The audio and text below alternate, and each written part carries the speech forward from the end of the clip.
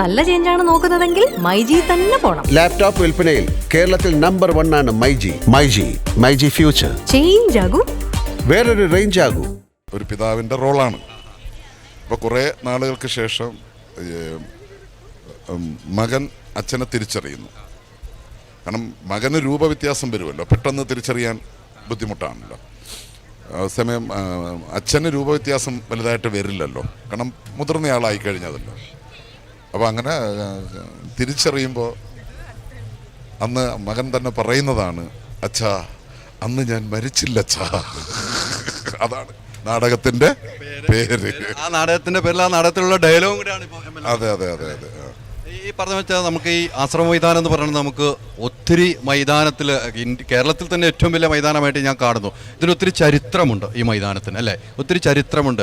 MLAക്ക് പെട്ടെന്ന് ഓർമ്മ വരുന്ന ഈ മൈതാനത്തിൽ ഒരു ചരിത്ര സംഭവം എന്തായിരിക്കും?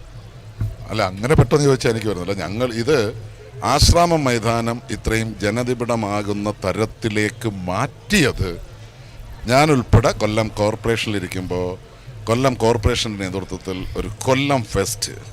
കാരണം അതിനു മുമ്പ് കൊല്ലത്തെ എല്ലാ പ്രോഗ്രാമും കണ്ടോൺമെൻറ്റ് മൈതാനിയിലായിരുന്നു. ഇവിടെ വെച്ചാൽ വിജയിക്കില്ല എന്നുള്ള തരത്തിൽ, കാരണം ആളുകൾ ഇങ്ങോട്ടേക്ക് എത്തില്ല എന്നൊരു ധാരണ ഉണ്ടായിരുന്ന ആ സമയത്ത് കൊല്ലം കോർപ്പറേഷൻ്റെ നേതൃത്വത്തിൽ നടത്തിയ കൊല്ലം ഫെസ്റ്റ് 2 മാസക്കാലം നീണ്ടുനിന്ന ആ പ്രോഗ്രാമാണ് ഇവിടെ ജനങ്ങളെ ഒഴുകി എത്തിക്കുന്നതിൽ നിർണായകമായ പങ്ക് വഹിച്ചത്. അതിനുശേഷം മിക്കവാറും ഇപ്പോൾ എല്ലാ പ്രോഗ്രാമും ആശ്രാമത്ത് തന്നെയാണ്. നമുക്ക് വിഷ്ണുനാഥ് MLA കൂടെ വരുന്നുണ്ട്. വിഷ്ണുനാഥ് MLA കൂടെ ഇവിടെ അങ്ങ് കൂടുകയാണ് നമ്മുടെ ഒപ്പം. അതാണ്, എങ്ങനെയുണ്ട്? രണ്ടുപേരും കൂടെ ഉണ്ട്. അല്ല, അത് ഞാൻ കാണുന്ന കമ്മിറ്റിയും ഫുഡ് കമ്മിറ്റിയായിട്ട് നമ്മൾ ഒരു മാസമായിട്ട് പുള്ളിയുടെ കൂടെ നിൽക്കുക. അതെ അതെ അതെ, പ്രോഗ്രാം കമ്മിറ്റി. ഇപ്പം MLAയുടെ ഒരു കലോത്സവ ഓർമ്മ വന്നു. നാടകമൊക്കെ കളിച്ച നാടകത്തിൻ്റെ ഡയലോഗ് ഉൾപ്പെടെ പറഞ്ഞു. വിഷ്ണുനാഥ് MLAക്ക് ഇത് നാടകമാണ്. വിഷ്ണുനാഥ് ഞാൻ സ്കൂളിൽ നിന്ന് വന്നത് നാടകത്തിലാണ്. 1 നാടകം, 2 പദ്യപാരായണം. ഞാനിവിടെ വെണ്ടാർ ശ്രീ വിദ്യാധിരാജ ഹൈസ്കൂളായിരുന്നു, കൊല്ലം ജില്ലയിൽ തന്നെയുള്ള. അപ്പോൾ 1 നാടകത്തിൽ തന്നെ ആയിരുന്നു നാടകം, അത് കഴിഞ്ഞ് പദ്യപാരായണം, ഇത് രണ്ടും. ഷമീർ, അതിനകത്തുള്ള വേറെ പോയിന്റ് എന്താണെന്നറിയോ? ഇപ്പം MLA ഇത് പറയുന്നുണ്ടെങ്കിലും MLA നല്ല പാട്ടുകാരനും കൂടെയാണ്.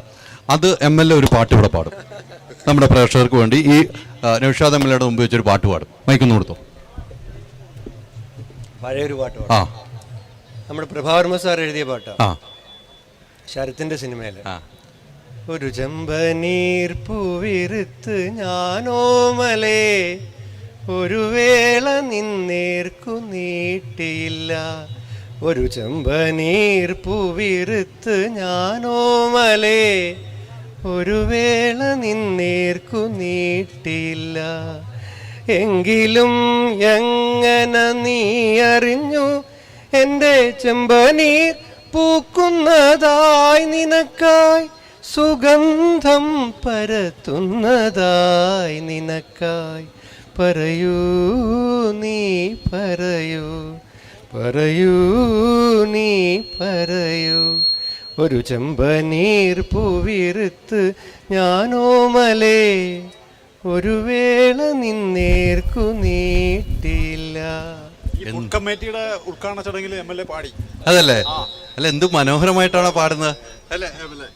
അല്ല, ഗായകനാണെന്ന് നേരത്തെ പറഞ്ഞല്ലോ.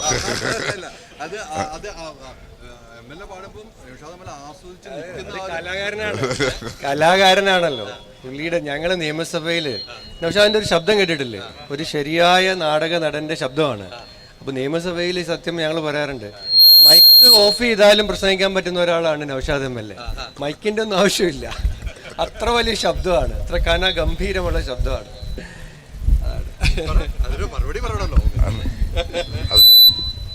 നമ്മളെ ഒരു അഭിനന്ദനം അറിയിക്കുമ്പോഴേ അത് കണ്ട് അത് കേട്ട് ആസ്വദിച്ചോണ്ട് നിന്നതാണ്. മറന്നുപോയി. ഇത്ര ഒരു വേദിയിൽ വെച്ച് വരും. നമുക്ക് ഇതിനകത്ത് കാണുന്നത് 2 രാഷ്ട്രീയ ധ്രുവത്തിൽ നിൽക്കുന്നവർ. കലയെ സ്നേഹിക്കുകയാണ് നിങ്ങൾ രണ്ടുപേരും. കലയിൽ രാഷ്ട്രീയമില്ല, മതമില്ല, ഒന്നുമില്ല എന്നൊരു തെളിവാണ് ഈ കലോത്സവം എന്ന് പറയുന്നത്. അത് കൃത്യമായ ഒരു പോയിന്റ് അല്ലേ? കൊല്ലം നമ്മൾ ഇന്നലെ തന്നെ ഇപ്പോൾ ഇവിടെ ട്രോഫി വന്നപ്പോൾ തന്നെ കൊല്ലത്തിൻ്റെ ഒരു ജനകീയ മേളയായിട്ട് ഈ യുവജനോത്സവം മാറിക്കഴിഞ്ഞു. നാട്ടുകാരുടെയൊക്കെ വലിയ പങ്കാളിത്തമാണ്. അപ്പോൾ കല എന്ന് പറഞ്ഞതിനകത്ത് യാതൊരു രാഷ്ട്രീയവും ഇല്ല, കലയ്ക്ക് മതമില്ല.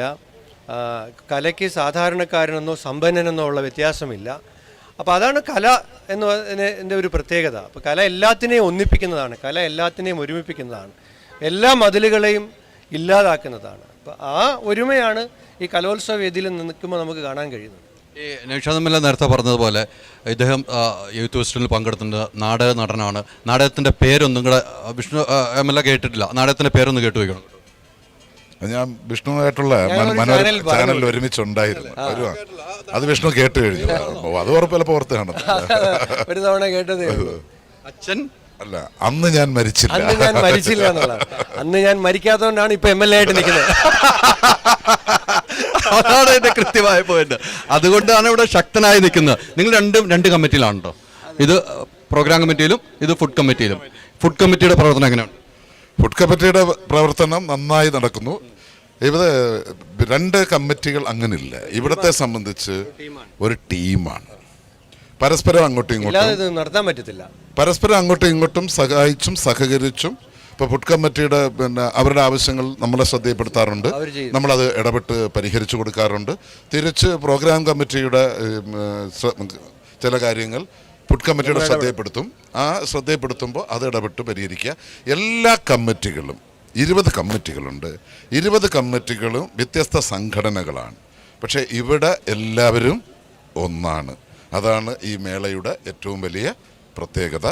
ബഹുമാനപ്പെട്ട മന്ത്രി നേരിട്ട് ദിവസങ്ങളോളം ഇവിടെ ക്യാമ്പ് ചെയ്ത് എല്ലാവരും ഒരുമിച്ച് കൂടുമ്പോൾ കലോത്സവവുമായി ബന്ധപ്പെട്ടിട്ടുള്ള പോരാക്കുറവുകൾ അതെങ്ങനെ പരിഹരിക്കാം, അതിൽ ആരൊക്കെ ഇടപെടണം, ഇങ്ങനെയുള്ള ചർച്ചകളെ ഇപ്പം ഇവിടെ ഉള്ളൂ. അത് മാറ്റണ്ടേ? എന്നോട് രാഷ്ട്രീയം വേണ്ട എന്ന് പറഞ്ഞതാണെന്ന് എനിക്ക് മനസ്സിലായല്ലേ? അതാണ് പറഞ്ഞത്, അത് മാറ്റണ്ട എന്ന് കൃത്യമായിട്ട് എനിക്ക് മനസ്സിലായി. 14,000 കുട്ടികൾ പാർട്ടിസിപ്പൻസ്, അവരുടെ എസ്കോർട്ടിംഗ് ടീച്ചേഴ്സ്, അവരുടെ പേരൻസ്, റിപ്പോർട്ട് ചെയ്യാൻ വരുന്ന 700 മാധ്യമ പ്രവർത്തകർ, പോലീസ്, ഒഫീഷ്യൽസ്, ഇത്രയും ആളുകളെ NSS, NCC, SPC, junior red cross, ഇവരെല്ലാവരെയും കൂടെ ഒരുമിപ്പിച്ച് കൊണ്ടുപോകണമെങ്കിൽ ഈ 20 കമ്മിറ്റിയും ഒറ്റ ടീമായിട്ട് വർക്ക് ചെയ്തെങ്കിൽ മാത്രമേ കഴിയുള്ളൂ. അങ്ങനെയാണ് ബഹുമാനപ്പെട്ട മന്ത്രി ലീഡ് ചെയ്ത് ഞങ്ങളെല്ലാവരും ഓരോ കമ്മിറ്റിയുടെ ചുമതല ഏറ്റെടുത്ത് അങ്ങനെ ആ ഒരു ലീഡർഷിപ്പിൽ പോവുക, ഒറ്റ ടീമായിട്ട് പോവുക. അല്ല ഇത് പാളിപ്പോവും. ഈ സ്കൂൾ തലത്തിൽ കലോത്സവം, കോളേജ് തലത്തിലൊക്കെ പങ്കെടുത്തിട്ടുണ്ട്. എത്രയും പെട്ടെന്ന് നമുക്ക് വരുന്ന ഒരു ഓർമ്മയുണ്ടല്ലോ, നമുക്ക് മറക്കാൻ കഴിയാത്ത ഒരു ഓർമ്മയുണ്ടാവും. അങ്ങനെ ഒരു ഓർമ്മ ഉണ്ടെങ്കിൽ MLA ക്ക് അതായിരിക്കും. ഞാൻ കലോത്സവം കോളേജ് നാടകത്തിൻ്റെ മത്സരത്തിൽ പങ്കെടുത്തിട്ടുണ്ട്. അത് OV വിജയൻ്റെ കടൽ തീരത്തെന്ന് പറഞ്ഞ നാടകം അഹമ്മദ് മുസ്ലിം സംവിധാനം ചെയ്ത. മുസ്ലിമിക്കൊപ്പം കഴിഞ്ഞ കോവിഡിൽ നമ്മളെ വിട്ടുപോയി. അപ്പോൾ അത് ഞങ്ങൾ കായംകുളത്തായിരുന്നു, MSM കോളേജിൽ. ഞങ്ങൾക്ക് ആ നാടകത്തിന് 2ാം സ്ഥാനം കിട്ടി. ശാസ്താംകോട്ട കോളേജിന് എൻ്റെ പ്രതിനിധീകരിച്ചാണ് ഞങ്ങൾ പോയത്. മത്സരം നടന്നത് MSM കോളേജ് വെച്ചിട്ടാണ്. അപ്പോൾ അത് അന്ന് ഈ പറഞ്ഞതുപോലെയാണ് മത്സരം ഞങ്ങൾക്ക് ഫസ്റ്റ് കിട്ടേണ്ടതാണ്. ചെറിയ ടൈമിങ്ങിൽ വ്യത്യാസം വന്നു. ക്ലൈമാക്സിലെ ഏറ്റവും പ്രധാനപ്പെട്ട സീൻ ചെയ്യുന്നതിന് മുമ്പ് ആ ടൈമിംഗ് കറക്റ്റ് ആവാത്ത കാരണം ബെല്ലടിച്ച് കട്ടൻ താഴ്ത്തി. നാടകത്തിന് 2ാം സ്ഥാനമായിപ്പോയി.